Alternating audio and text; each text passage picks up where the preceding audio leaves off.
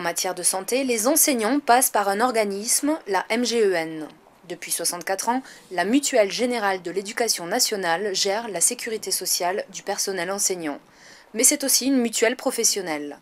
Créée par des professeurs pour des professeurs, elle propose des prestations adaptées à ce public spécifique. La couverture qu'on propose est en adéquation avec les attentes des professionnels de l'éducation nationale.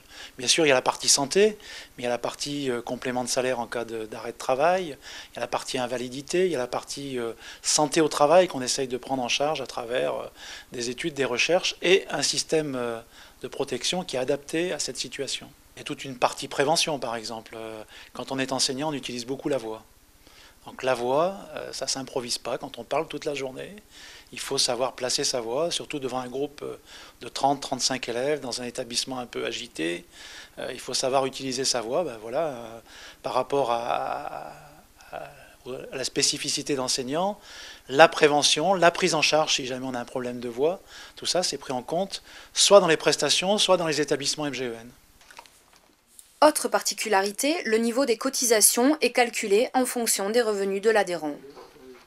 Comme 83% de ses confrères, Denis a choisi la MGEN comme complémentaire santé quand il a commencé le professorat en 1987. Aujourd'hui, il envisage de changer de mutuelle.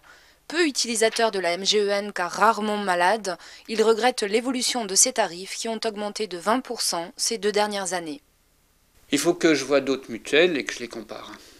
C'est un gros travail. Alors là, je ne sais pas comment je vais me débrouiller. À la MGEN, j'ai un journal d'information que je trouve très intéressant en ce qui concerne la prévention, qui m'informe aussi de son budget, qui donne les bilans, bilans comptables.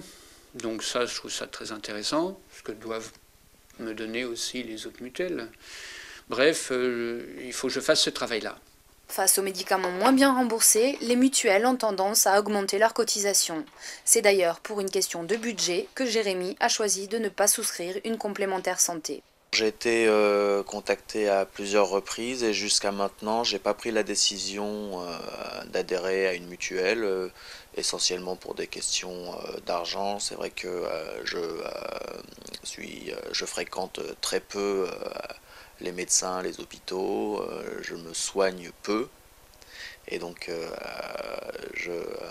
il me semble que pour le moment, c'est pas vraiment nécessaire que je sois affilié à une mutuelle de santé. En France, la souscription à une mutuelle reste facultative. En 2003, l'INSEE recensait une personne sur 10 sans complémentaire santé.